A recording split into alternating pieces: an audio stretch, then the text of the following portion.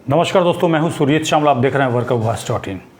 दोस्तों, जिन लोग अभी सहारा इंडिया के अंदर पैसा फंसा हुआ है उनके लिए कल ही एक वीडियो जो कि पार्लियामेंट के अंदर का है, जिसमें मोदी सरकार चुनाव से पहले अमित शाह जी का वादा और ये कहा जा रहा था कि भुगतान की गारंटी, बहुत सारी बातें की जा रही थी और ये भी बताया जा रहा था कि मोदी सरकार ने पैसा देना शुरू किया। बहुत सारी बातें आ रही थी और इलेक्शन में कई जगहों पे अमित शाह जी ने खुद कहा था।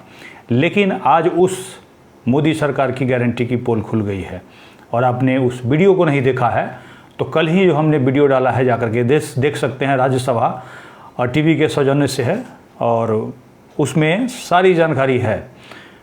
सबसे बड़ी बात है कि जो भी पार्लियामेंट सदस्य उस सहारा के मुद्दे को उठाया, सभी लोगों को हमारा धन्यवाद है, हमारी तरफ से धन्यवाद है। लेकिन इसी मामले को आगे बढ़ाने की ज़रूरत है और हम कोशिश करेंगे, जैसा कि हमने बताया था कि 2 तारीख के बाद मैं कोशिश करूंगा। आज ही हमने एक मेंबर ऑफ़ पार्लियामेंट से भी बात किया है इसके बारे में और आगे भी कई मेंबर ऑफ़ पार्लियामेंट से मिल करके इस मुद्दे को और ज़ोर से उठाने की कोशिश होगी। आपको बता दूं कि इस वीडियो में मैं थोड़ा सा तथ्य बताना चाहूँगा। बहुत सारे लोग अंग्रेजी नहीं जानते होंगे कि सीतारमण जी ने क्या कहा, तो मैं काफ़ी शॉर्टकट में बताने की कोशिश करूंगा।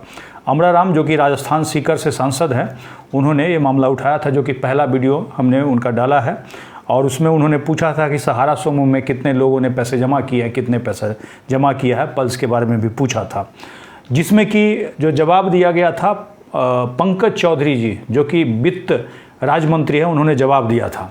उनके जवाब को जाकर के सुनिएगा। तो हालांकि वो पढ़ करके जवाब दे रहे हैं, जैसे कि मैंने यहाँ पे जो उन्होंने जवाब दिया है उसको लिख के रखा है और पढ़ के जवाब देने के बाद भी गलत आंकड़ा पेश कर रहे हैं। उन्होंने क्या कहा वो मैं थोड़ा सा बताता हूँ। हालांकि उन्होंने जो पहले कहा है वो सेबी के बारे में है, इसीलिए किसी को कन्फ्यूज़ होने की ज़रूरत नहीं है। हुआ क्या था, 2012 में माननीय सुप्रीम कोर्ट का जो आदेश आया था, जिसके बारे में हम पहले से जानकारी देते आए हैं और उसमें यही कहा गया था 25,000 करोड़ सहारा सेबी रिफंड में सहारा इंडिया को जमा कराना था।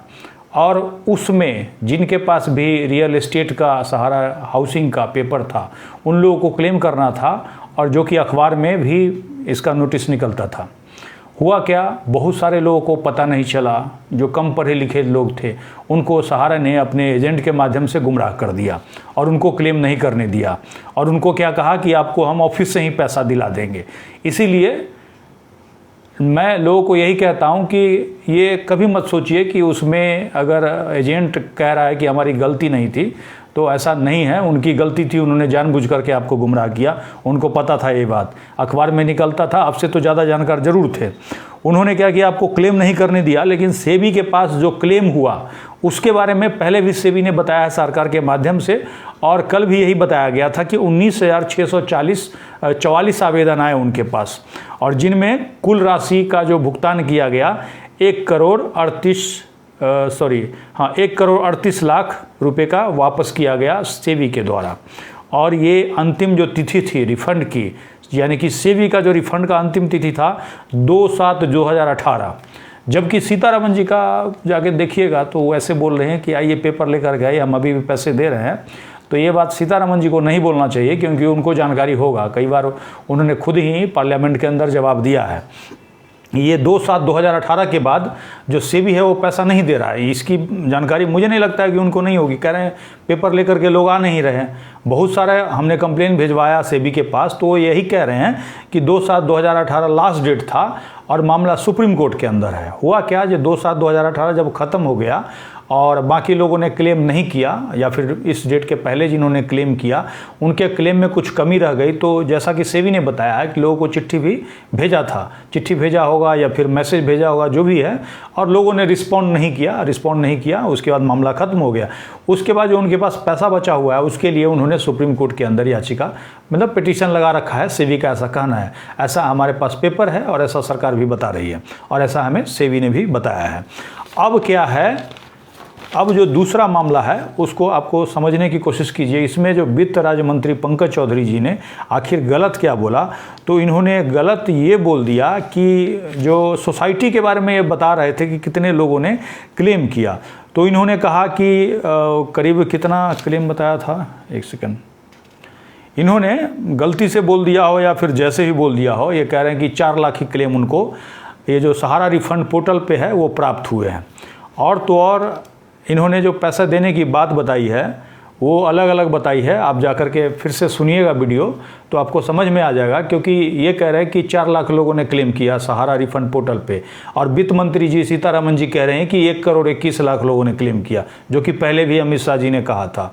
तो अब ये बात ये नहीं बता रहे हैं कि भैया अगर 1 करोड़ 21 लाख लोगों ने अगर आवेदन किया आपके पास, तो 2 लाख या 4 लाख लोगों को ही पैसे आपने क्यों दिए। कहने का मतलब बाकी लोगों का आपने रिजेक्ट कर दिया। और तो और पंकज चौधरी जी ने क्या कहा सुन करके आपको आश्चर्य होगा। इन्होंने कहा जो कोऑपरेटिव सोसाइटी भी सहारा की कंपनी है। तो चौधरी जी को मैं कहना चाहता हूं कि थोड़ा सा आपको पढ़ने की ज़रूरत है। एक बार जा कर के देखिए कि कंपनी और सोसाइटी में अंतर है कि नहीं है। कैसे आप कह सकते हैं कि सहारा ही की ही कंपनी है, जबकि आपको ये बोलना चाहिए था कि फ्रॉड किया गया, फर्जीवाड़ा किया गया, लोगों का पैसा कन्वर्ट किया गया। और ये बात खुद सीतारमन जी ने पहले बोला है। हालांकि अभी सीतारमन जी कुछ और कह रही हैं, लेकिन पहले उन्होंने स्वीकारा है, उसका पेपर हमारे पास है। उन्होंने कहा कि फोर्सफुली कन्वर्ट किया है और SFIO जांच कर रहा है, जबकि यहाँ पे उन्होंने कुछ और कहा। और उन्होंने क्या कहा कहते कहते अपनी हदें पार कर दी। अगर जाकर के आप गौर से सुनिएगा। हालांकि मेंबर ऑफ पार्लियामेंट जिन्होंने इस मुद्दा को उठाया, सभी ने मिलकर उठाया, बहुत ही काबिल तारीफ़ है।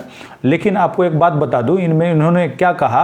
हालांकि ये गारंटी दे रहे थे पहले कि भाई पैसा हम देंगे, हमारी सरकार आएगी तो, लेकिन अब क्या कह रहे हैं कि भैया बहुत सारा केस लगा हुआ है, कोर्ट के अंदर है, सुप्रीम कोर्ट इसको कर रहा है, इसमें हम कुछ नहीं कर सकते हैं, हम उसका पैसा, वो उसका जो प्रॉपर्टी है वो नीलाम नहीं कर सकते हैं जब तक हमको कोर्ट ने कहा नहीं कहेगा, कोर्ट पैसा वापस कर रहा है, फलाना ढिकाना, ऐसे करके बोल रहे हैं एक तरह से। और एक बात बता देते हैं आपको, पहले ही हमने कहा था कि जब तक ये सरकार नहीं बदलेगी पैसा आपका नहीं मिलना है। जिस समय इलेक्शन आया था तो लोगों को जोर शोर से मैं बता रहा था, इसीलिए क्योंकि इन्हीं के कारण आपका पैसा फंसा है। क्यों? क्योंकि पहले सहारा में था, फिर क्यूसब में किया, फिर सोसाइटी में कर दिया, और सोसाइटी में कर दिया। अब ये बताइए कि अलग अलग इन्होंने जो कन्वर्जन किया है उसमें पहले ही हमने कहा था कि SFIO का जांच होगा और तभी जाके पैसा मिल पाएगा। हालांकि अभी भी कह रहे हैं कि SFIO जांच कर रहा है, हमारे पास भी SFIO का चिट्ठी आया है और वो ये कह रहा है कि जांच कर रहे हैं और इसके दौरान आपको कोई भी जानकारी हम नहीं देंगे। हालांकि हमने रिपोर्ट मांगा था, मुझे लगा था कि कहीं जांच वाच बंद तो नहीं कर दिया, इसलिए RTI लगा करके पूछा था। अब सवाल ये है कि क्या ऐसे में आपका पैसा मिल पाएगा, चूँकि कोर्ट में जा कर के फिर से ये डेट ले लेते हैं। कई लोग अभी कोर्ट के नाम पे लोगों से पैसा ठग रहे हैं। ठगना इसीलिए मैं कहूँगा कि उन्होंने पहले कहा कि PIL हम लगाएंगे और PIL के नाम पे आपसे पैसा ले लिया, उसके बाद उन्होंने रिट लगा दिया, फिर उनका एक दूसरा साथी फिर से वही करके पूरे देश से पैसा ले रहा है। कितना पैसा लेगा वो आपका पैसा है, आपकी मर्जी है, हमारा काम है आपको आगाह करना। हमने पोर्टल के बारे में भी आपको इसलिए आगाह किया था क्योंकि उसका नोटिफिकेशन ही नहीं है। 10,000 अभी देंगे तो बाकी पैसा कब देंगे। अब ये कह रहे हैं कि कागज़ लेकर के आओ, पैसा ले जाओ। अरे भैया, आप 10,000 रुपया कौन लेगा? जिसका 5 लाख रुपया 10,000 लेके क्या करेगा?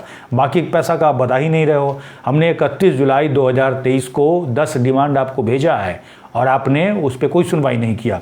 मैंने एक पूरा फाइल बना लिया है, फाइल हमारा तैयार हो गया है और हम कोशिश करेंगे कि जितने भी मेंबर ऑफ पार्लियामेंट हैं अलग अलग पार्टी के, सभी से मिलने की कोशिश करेंगे। ये नहीं कि सभी से नहीं, कहने का मतलब एक पार्टी के जो मुख्य होंगे उनसे कोशिश करेंगे या फिर जो अच्छे वक्ता होंगे उनसे मिल करके उनको फाइल देने की कोशिश करेंगे। 60 से 70 पेज का हमारा फाइल है। हो सकता है 1-2 पेज, जैसे जैसे टाइम बीतते जाएगा वैसे वैसे हम उसमें पेपर ऐड करें। अभी 60-65 के आसपास हमारा पेज होगा, 70 के अंदर ही है। मैंने उसमें नंबरिंग नहीं किया। अभी एक फ़ाइल तैयार किया है, उससे कॉपी तैयार करूंगा और कोशिश करूंगा 1 हफ्ता में कम से कम 1-2 MP। और अगला जो पार्लियामेंट का सेशन होगा, हमारी कोशिश यही रहेगी जितने भी मेंबर ऑफ पार्लियामेंट है इसको जोर से उठाए, क्योंकि ये मामला अगर सरकार के समक्ष उठती है तो मुझे नहीं लगता है कि सरकार एक दिन भी चल पाएगी। नीतीश जी भी घसक करके भाग लेंगे, क्योंकि आने वाले समय में बिहार के अंदर चुनाव होना है। और आप ही लोगों को भी मैं यही कहूँगा कि बस चुपचाप वीडियो देखिएगा, उससे कुछ नहीं होगा। वीडियो को अधिक से अधिक लोगों तक पहुँचाइए और साथ ही कोशिश कीजिए कि अपने आसपास जितने भी लोग हैं उनको इकट्ठा करना शुरू कीजिए धीरे धीरे, क्योंकि आगे जब बढ़ेंगे तो केवल पार्लियामेंट के अंदर मामला उठने से कुछ नहीं होगा। लोगों को अपनी मांग बुलंद करनी होगी, तभी जाकर के सरकार सुनेगी। क्योंकि आप जाकर के वीडियो देखिए पीछे, मैं तो आपको यही कहूँगा वीडियो देखिए, सारा खेल समझ में आएगा। जो हमने आपको इलेक्शन से पहले कहा था, प्रधानमंत्री जी को पत्र भी भिजवाया, उसके बाद भी ये स्थिति है। और तो और आपको एक और चीज़ मैं बताना चाहूँगा, इन्होंने सीधे कहा कि कोई पैसा ही लेने नहीं आ रहा है। तो पैसा लेने कैसे नहीं आ रहा भाई? आपका अगर सेबी के पास भी हम अगर चिट्ठी भेजते हैं कि हमारा पैसा दे दीजिए, हमारे पास पेपर है, तो बहुत सारे लोगों ने ऐसा भेजा होगा, तो उनको यही कहा जाता है कि सुप्रीम कोर्ट में मामला पेंडिंग है, तो आप कैसे पैसा देंगे? और जो सेंट्रल रजिस्ट्रार के बारे में आप कह रहे हैं कि एक कमेटी बना रखा है, जाकर के सीतारमन जी को सुनिए, एक कमेटी का नाम बोला है। और आपको बता दूं कि मैंने फ़ोन किया था, कहाँ पे? सहकारिता मंत्रालय के जन सूचना अधिकारी के पास, तो वो कह रहा है कि कोई कमेटी ही नहीं है। उसका रिकॉर्डिंग हुई पीछे हमने डाल रखा है फ़ोन पे, आरटीए लगा करके हमने जानना चाहा था जो आपका पोर्टल है उसके बारे में, कितना नोटिफिकेशन निकला, क्या आदेश पारित हुआ, ये सारा कुछ मांगा है। फाइल मांगा है उसका, कितना पैसा आपने खर्च कर दिया, लोगों का पैसा वापस करने में, वो मांगा है। हमने ये मांगा है कि सहारा के साथ हमने क्या समझौता किया, क्योंकि अमित शाह जी ने 18 जुलाई 2023 को स्पष्ट कहा है कि हमने बीच का रास्ता निकाला है, सीबीईडी पीडी सबको बैठा करके एक साथ कर लिया और तब जा करके 5-6 करोड़ ले करके आया। तो हमने वही पूछा था कि भाई आपने जो बैठ करके जो आपने बीच का रास्ता निकाला उसका कागज़ हमको दीजिए, तो ये कागज़ ही नहीं दे रहे हैं। आपसे कागज़ मांगेंगे लेकिन आपको कागज़ नहीं दे रहे हैं। तो इस बात को आपको समझना है और अधिक से अधिक लोगों को तक बताना है, तभी जा करके आपका पैसा मिल पाएगा। हालांकि मामला अगर जाकर के देखिएगा तो उसमें कहा गया है, इन्होंने खुद कहा वित्त मंत्री ने कि एमबी वैली में 62,000 करोड़ लगा दिया है। तो ये भी सवाल उठा था कि उसको क्यों नहीं बेच करके लोगों को दिलाया जाता है। तो ये कह रहे हैं कि लिटिगेशन है, कहने का मतलब कोर्ट के अंदर केस है, कोर्ट जब तक कुछ नहीं कहेगा हम कुछ नहीं कर सकते, हम नहीं बेच सकते हैं, ऐसा ये खुद कह रही हैं। तो ऐसे में आपको समझना है, और ऐसे में जो लोग ये सोच रहे थे कि मोदी जी की सरकार बनेगी, पैसा मिल जाएगा, एक बार कमेंट्स करके मुझे बताइएगा कि वैसे लोग आपको अभी नज़र आ रहे हैं कहीं पे, या फिर वो वीडियो देख करके उनकी क्या प्रतिक्रिया है आपके आसपास में, ऐसे लोगों को ज़रूर बताइएगा। और दोस्तों मैं कोशिश करूँगा आने वाले समय में जितना भी मामला है, जितने भी एमपी हैं जो कि मुख्य हैं, जो वक्ता हैं, उनसे मिलूं और मिल करके और आपकी आवाज़ उन तक पहुंचाऊं, अब उनका काम है। और जिनसे भी मिलूंगा उसके बारे में मैं अपने फेसबुक पेज और यूट्यूब चैनल के माध्यम से बताऊंगा। इसीलिए बताऊंगा क्योंकि आपने उनको चुन करके भेजा होगा, तो आपकी भी जिम्मेवारी बनती है कि उनसे भी जा करके मिले, उनके घर पर जाएँ, उनको बताएँ, और जो हम कहानी बताएँगे वही सही है। बाकी अब जा कर के सुनिएगा तो धीरे धीरे जो हम कहानी बता रहे थे वो कहानी धीरे धीरे खुल करके आने लगा, सब वही बोलने लगा। पहले कोई नहीं बोलता था क्योंकि किसी ने पढ़ा नहीं। हमारा वीडियो देख करके बहुत सारे लोग अब जा कर के बताने लगे हमारा पेपर पढ़ा। हमने सारा पेपर 2.5 साल के अंदर निकाला और अभी जो 60 पेज है वो बहुत कम है, जिसमें कि 40 पेज मेरा खुद का लिखा हुआ है। तो दोस्तों आप सभी से अनुरोध करूंगा कि अब भी जागरूक होइए, हमारे वीडियो को देखिए, हमने एक एक जानकारी दे रखी है। अगर वो जानकारी आपको समझ में आएगी तब अपनी बात को किसी के समक्ष आप रख पाएंगे और उसके बाद ही कहीं ना कहीं पैसा वापस मिलने का रास्ता खुलेगा। इसके साथ ही विदा लेता हूं। अगर आप हमें यूट्यूब पे देख रहे हैं तो चैनल को सब्सक्राइब करेंगे, और फेसबुक पे देख रहे हैं तो वीडियो को अधिक से अधिक शेयर करेंगे और लाइक करके जुड़े रहें। इसके साथ ही विदा लेता हूँ। धन्यवाद।